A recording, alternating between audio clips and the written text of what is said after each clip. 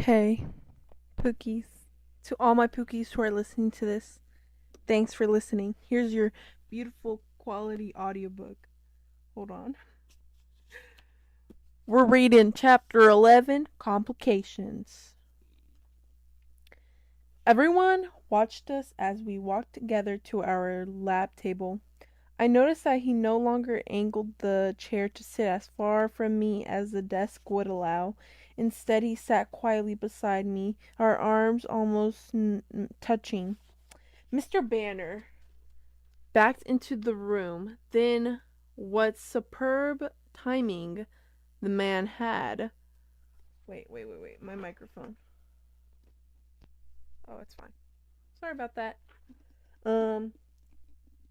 Had pulling a tall metal frame on wheels that held a very heavy looking outdated TV and VCR. A movie day. The lift in the class atmosphere was almost intangible. Mr. Banner shoved the tape into the reluctant VCR and walked to the wall to turn off the lights. And then, as the room went black, I was suddenly hyper aware that Edward was sitting less than an inch from me. I was stunned by the unexpected electricity that flowed through me, amazed that it was impossible to be more aware of him than I already was. A crazy impulse to reach over and touch him, to stroke his beautiful face just once in the darkness, nearly overwhelmed me, and I crossed my arms tightly across my chest, my hands balling into fists. I was losing my mind. Yeah, girl, we've been you. The opening credits began, lighting the room by a token amount. My eyes, of their own accord, flickered to him. I smiled sheepishly as I realized his posture was identical to mine, fists clenched under his arms, right down to the eyes, peering sideways at me. He grinned back, his eyes somehow managing to smolder even in the dark. I looked away. I looked away before I could start hyperventilating. It was absolutely ridiculous that I should feel dizzy. The hours seemed very long. I couldn't concentrate on the movie.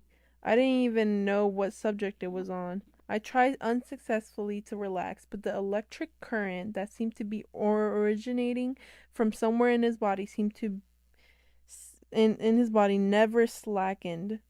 Occasionally I would permit myself a quick glance in his direction, but he never seemed to relax either.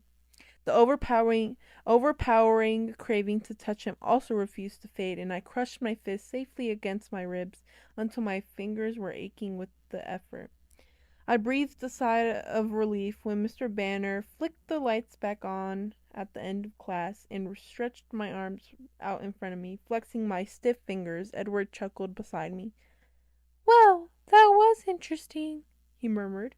His voice was dark and his eyes cautious. Was all I was able to respond. "Shall we?" he asked, rising fluidly. I almost groaned. Time for gym. I stood with care, worried my balance might have been affected by the strange new intensity between us. Oh my god. I hate this girl. He walked me to my next class in silence and paused at the door. I turned to say goodbye. His face startled me. His expression was torn, almost pained, and so fiercely beautiful that the ache to touch him flared as strong as before. My goodbye stuck in my throat. Okay. He raised his hand, hesitant, conflict raging in his eyes, and then swiftly brushed the length of my cheekbone with his fingertips. His skin was as icy as ever, but the trail his fingers left on my skin was alarmingly warm, like I'd been burned, but didn't feel the pain of it yet. He turned without a word and strode quickly away from me. I walked into gym, lightheaded and wobbly. I drifted to the locker room, changing in the trace-like stay, only vaguely aware that there was other people surrounding me. Reality didn't fully set in until I was handed a racket. It wasn't heavy, yet it felt very unsafe in my hands.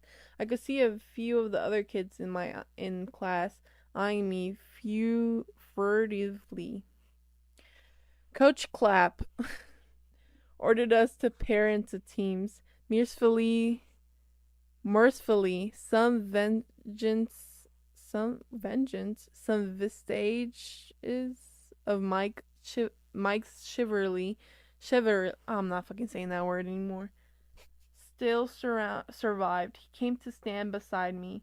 Do you want to be a team? Do you want to be? Wait, what's his accent? Do you want to be a team? Thanks, Mike. You don't have to do this, you know. I grimaced apologetically.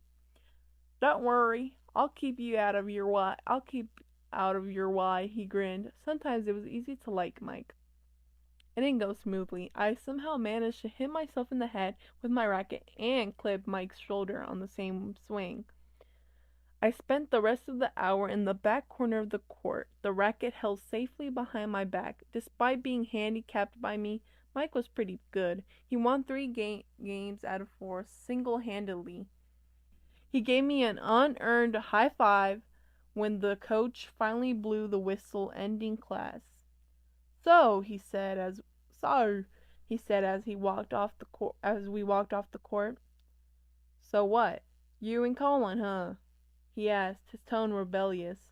My previous feeling of affection disappeared. That's none of your business, Mike, I warned, internally cursing Jessica straight to the fiery pits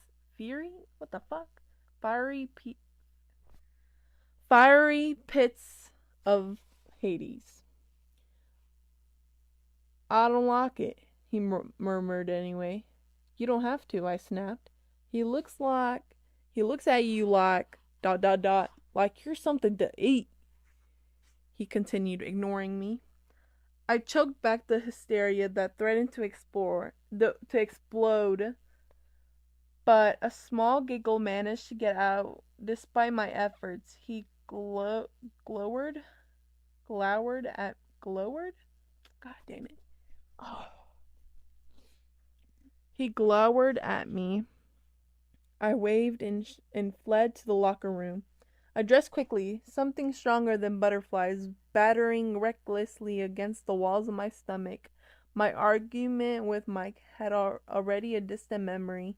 I was wondering if Edward would be waiting, or if I should meet him at his car. What if his family was there? I felt a wave of real terror. Did they know that I knew? Was I supposed to know that I knew that they knew? Wait, was I supposed to know that they knew that I knew or not? By the time I walked out of the gym, I had just about decided to walk straight home without even looking toward the parking lot.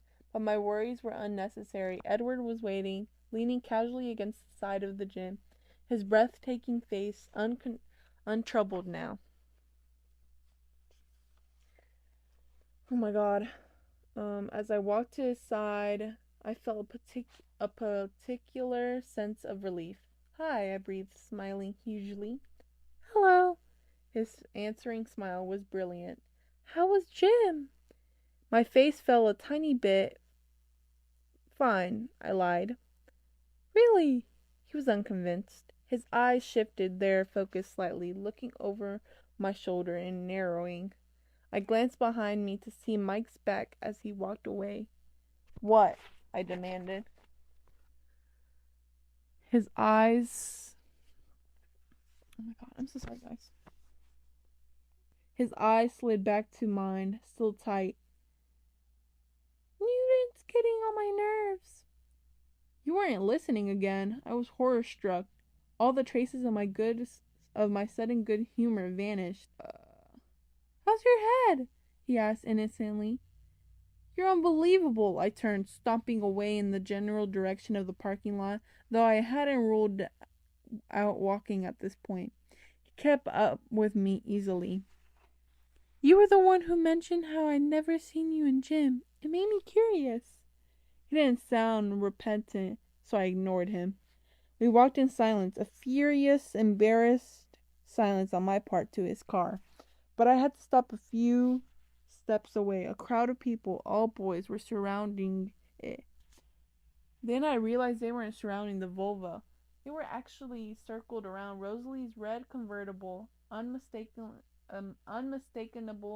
lust in their eyes.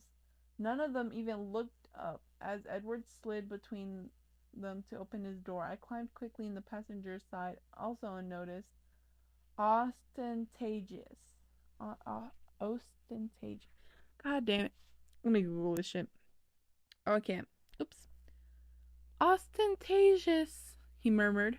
I don't know if I'm saying that word right, and I don't care either. What kind of car is that? I asked. An M3. I don't speak car and driver. It's a BMW. He rolled his eyes, not looking at me, trying to back out without running over the car enthusiasts. I nodded. I'd heard of that one. Oh my god. Okay. Are you still angry? He asked as he carefully maneuvered his way out. Definitely. He sighed. Will you forgive me if I apologize? Maybe, if you mean it. And if you promise not to do it again, I insisted. His eyes were suddenly shrewd. How about if I mean it and I agree to let you drive Saturday? He countered my conditions. I considered and decided it was probably the best offer I would get. Deal, I agreed.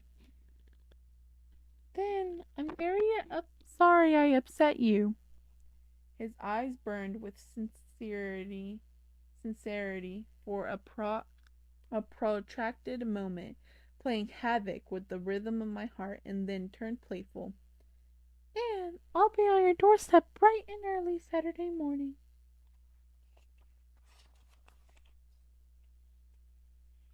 It doesn't help with the Charlie situation if an unexplained Volvo is left in the driveway.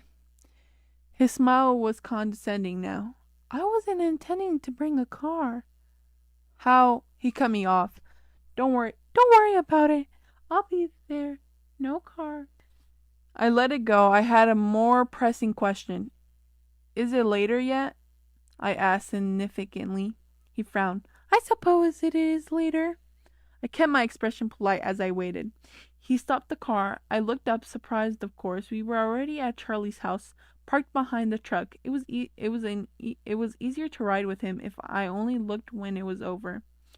When I looked back at him, he was staring at me, measuring with his eyes. You still want to know why you can't see me hunt?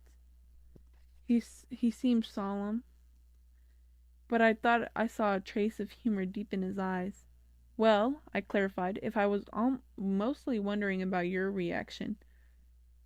Did I frighten you? Yes, there was definitely humor there. No, I lied. He didn't buy it. I apologize for scaring you, he persisted with a slight smile, and then all evidence of teasing disappeared.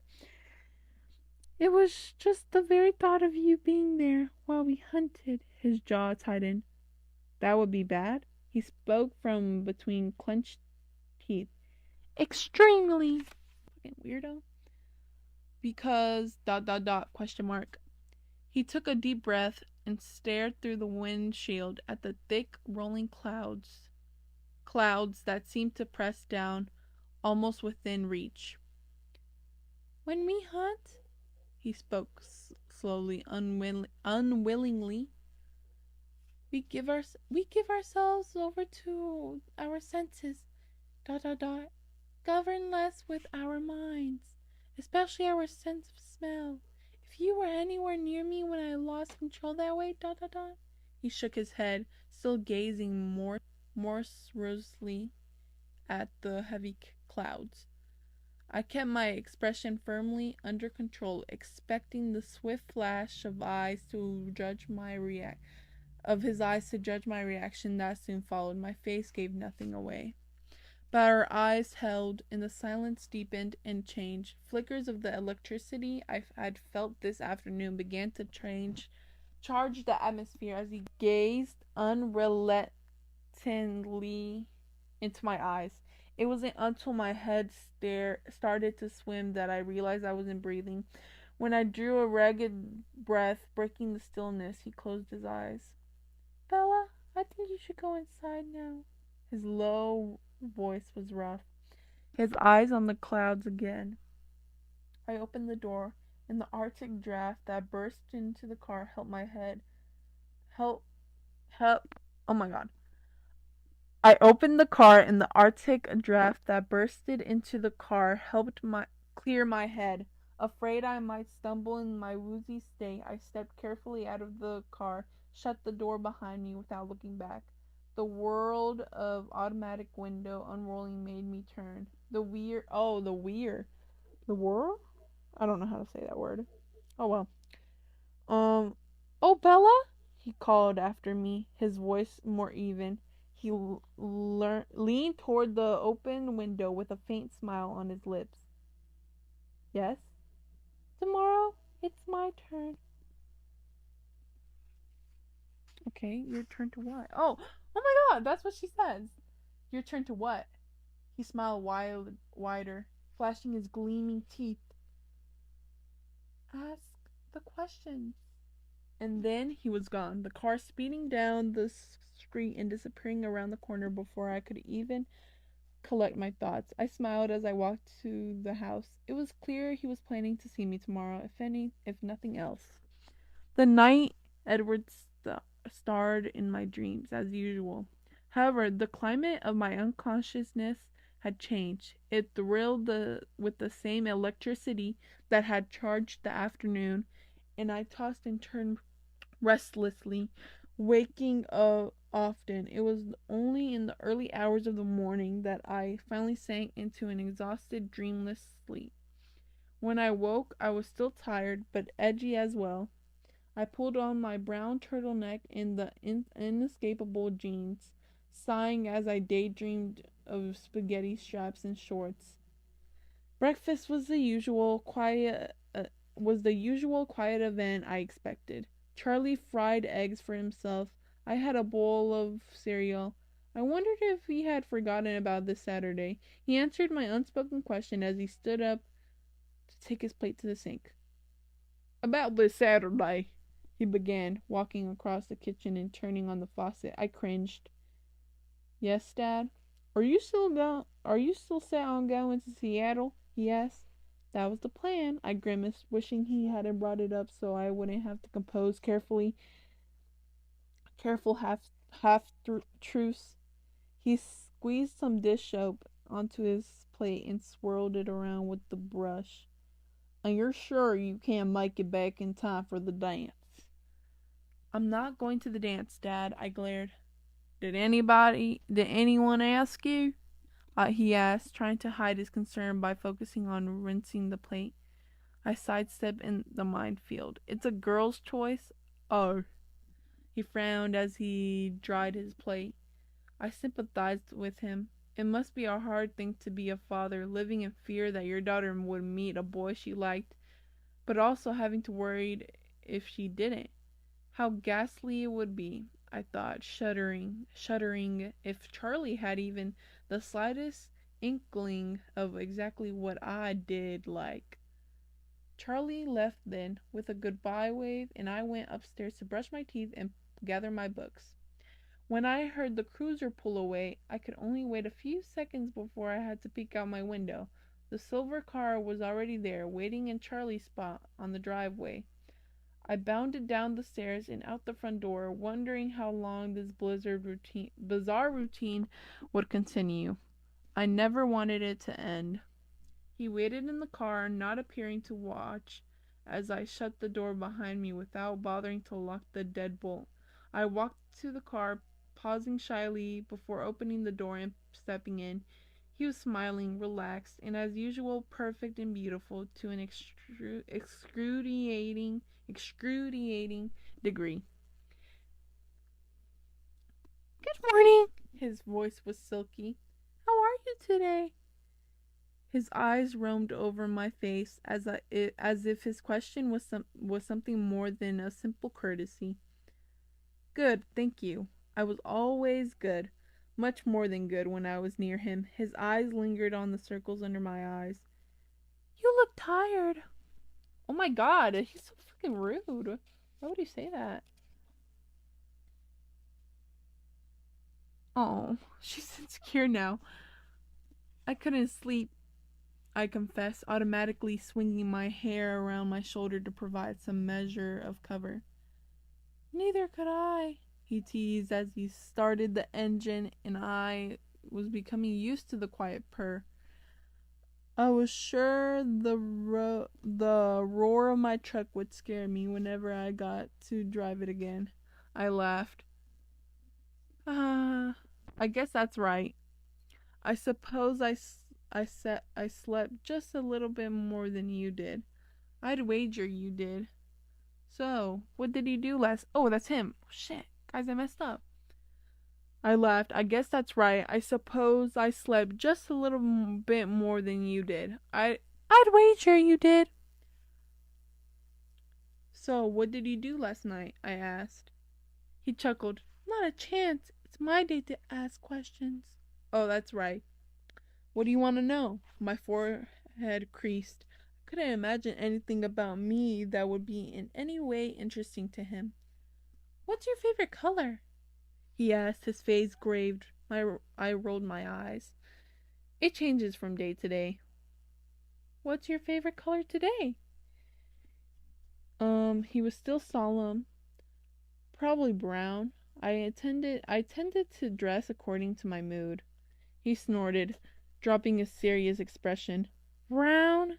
He asked, skeptical. Sure, brown is warm. I miss brown. Everything that's supposed to be brown, tree trunks, rocks, dirt, is all covered with this squashy green stuff, I complained. He seemed fascinated by my little rant. He considered for a moment, staring into my eyes. You're right, he decided, seriously again. Brown is warm. He reached over swiftly but somehow still hesitantly to sweep my hair back behind my shoulder.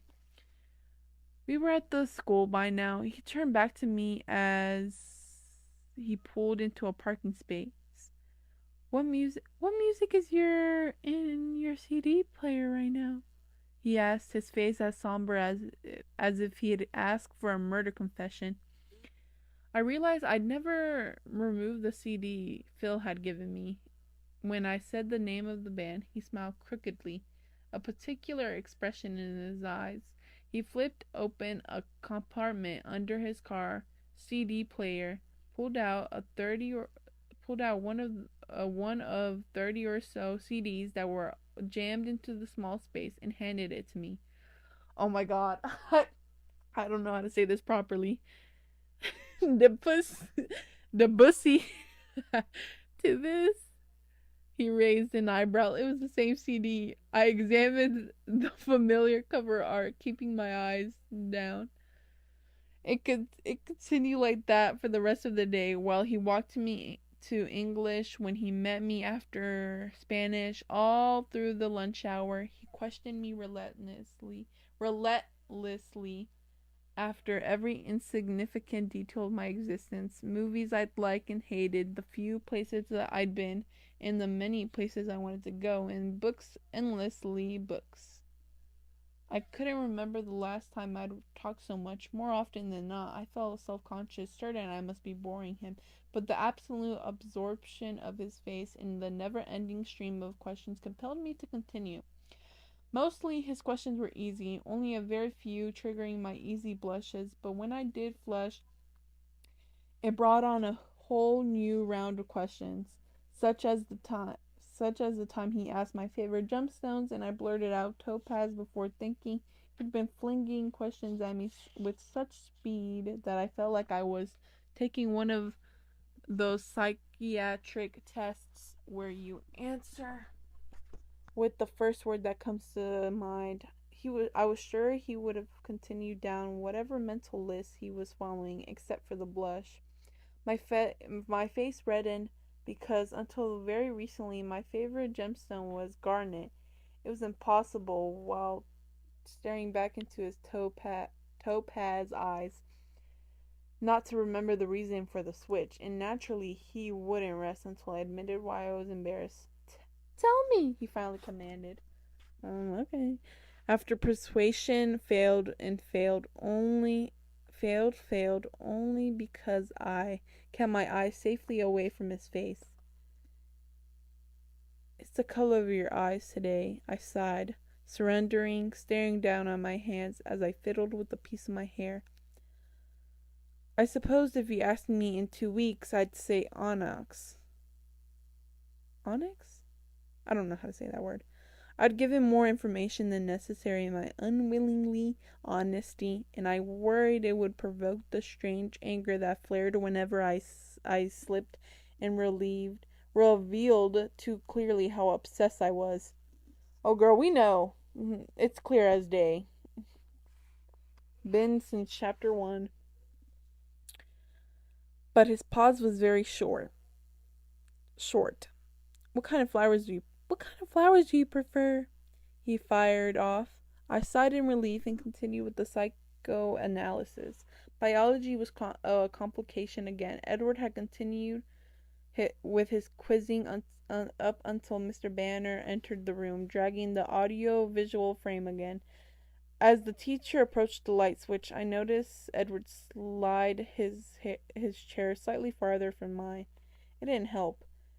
As soon as the room was dark, there was the same electric spark and the same relentless craving to stretch out my hand across the short space and touch his cold skin as yesterday. I leaned forward on the table, resting my chin on my folded arms, my hidden fingers gripping the table edge as I fought to ignore the irritational longing that unsettled me. I didn't look at him, afraid that if he was looking at me, it would only make self-control that much harder. I sincerely tried to watch the movie, but at the end of the hour, I had no idea what I had just seen. I sighed in relief again when Mr. Banner turned the lights on, finally glancing at Edward. He was looking at me, his eyes abivulate. He rose in silence and stood still, waiting for me. We walked toward the gym in silence, like yesterday, and also like silence, he touched my face wordlessly, this time with the back of his cool hand, stroking once from my temple to my jaw. Oh my God, he's so weird. Why are you touching this girl? You're not even dating her. Like, this is not even official. Before he turned and walked away. Gym passed quickly as I watched Mike one-man hand Miton show. He didn't speak to me today, either in response to my vacant expression or because he was still angry about our squabble yesterday. Somewhere in the corner of my mind, I felt bad about it, but I couldn't concentrate on him. I hurried to change afterward, ill at ease, knowing the faster I moved, the sooner I would be with Edward. This chapter is annoying me because you're ruining your friendship with these humans and just for a guy who's gonna leave you. Spoilers, by the way. Sorry, not sorry. But that's how New Moon starts, literally. So, yeah.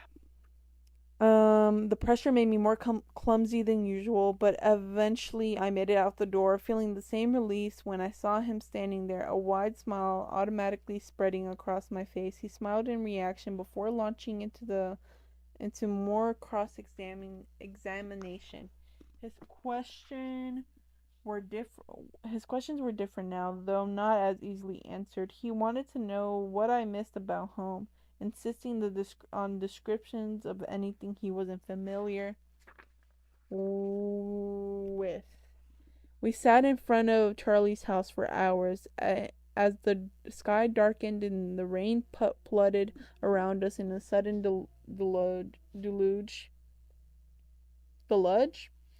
I tried to describe impossible things like the scent of, oh my God, creosote, bitter, slightly resinous, and still pleasant. The high, keening sound of the cycads in July, the feathery bareness of the trees, the very size of the sky, extending white blue from horizon to horizon, barely interrupted by the low mountains covered with purple volcanic rock. The hardest thing to explain was why it was so beautiful to me. To justify a beauty that didn't depend on the sparse, spiny vegetation that often looked half dead. A beauty that had more to do with the exposed shape of the land, with the shallow bowls of valleys between the craggy hills and the way they held on to the sun. I found myself using my hands as I tried to describe it to him. His quiet, probing questions kept me talking freely. Goddamn. I'm gonna start over. Okay. His quiet, probing questions kept me talking freely, forgetting in the dim light of the storm to be embarrassed for monopolizing the conversation. Finally, when I had finished detailing my cluttered room at home, he paused instead of responding with another question. Are you finished? Oh, shoot. Sorry, guys. Are you finished? I asked in relief.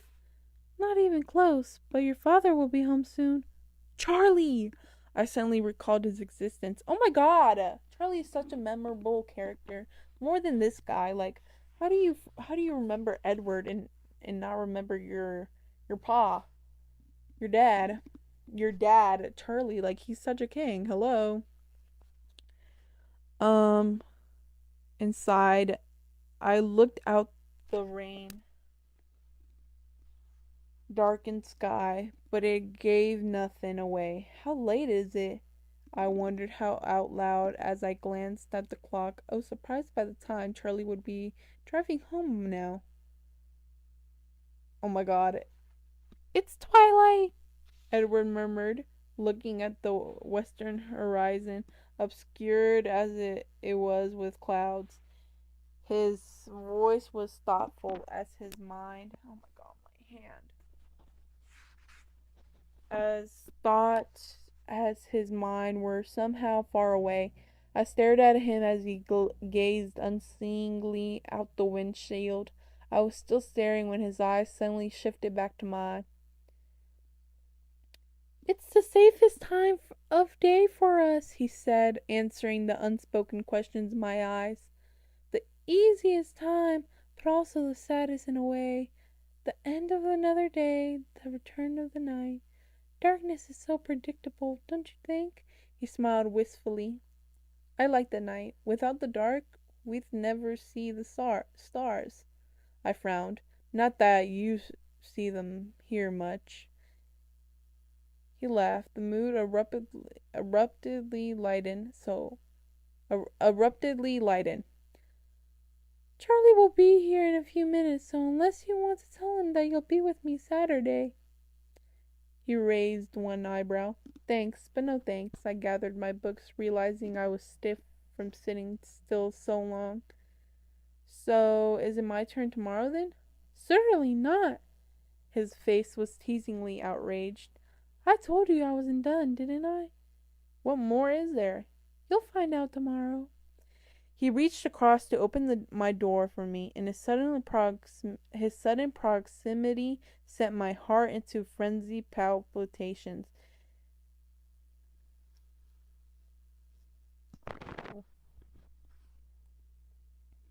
Not good, he muttered.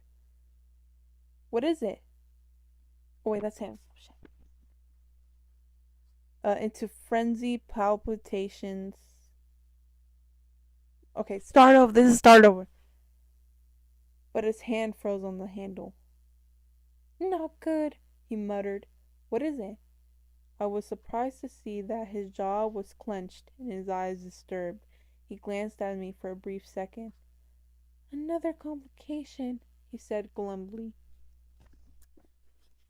Oh my god, what's going on? Is this the iconic moment? Wait a minute.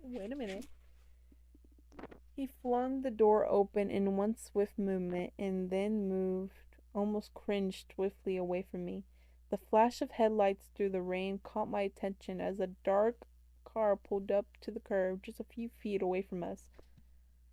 Charlie's Charlie's around the corner, he warned, staring through the downpour at the other vehicle. I hopped out at once, despite my confusion and curiosity. The rain was louder as it glanced off my jacket. I tried to make out the shapes in the front seat of the car, but it was too dark. I could see Edward illuminating in the glare of the new headlights. He was still staring ahead. His eyes locked on something or someone I couldn't see. His expression was a strange mix of frustration and defiance. Defiance, yes.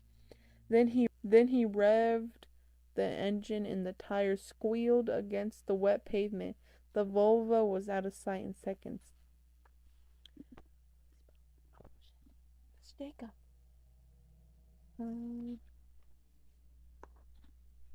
Hey, Bella, called a familiar husky voice from the driver's side of the little black car. Jacob? I asked, squinting through the rain. Just then, Charlie's cruiser swung around the corner, his lights shining on the occupants of the car in front of me. Jacob was already climbing out, and his wide grin visible even through the darkness. In the passenger seat was a much older man, a heavy-set man with a memorable face. A face that overflowed, the cheeks resting against his shoulders with creases running through the russet skin like an old leather jacket, and the surprisingly familiar eyes, black eyes that seemed at the same time both too young and too ancient for the broad face they were set in. Jacob's father, Billy Black. I knew him immediately through in the more than 5 years since I'd seen him last. I'd managed to forget his name when Charlie had spoken of him at my first day here. He was staring at me, scrutinizing my face, so I smiled tentatively at him. His eyes were wide, as if in shock or fear. His nostrils flared. My smile faded. Another complication, Edward had said. Billy stared at me with intense, anxious eyes. I groaned internally. Had Billy recognized Edward so easily? Could he really believe the impossible legends his son had scoffed at? The answer was clear in Billy's eyes. Yes, he could. Okay, guys, that was chapter 11. Very, very kind of boring compared to the rest.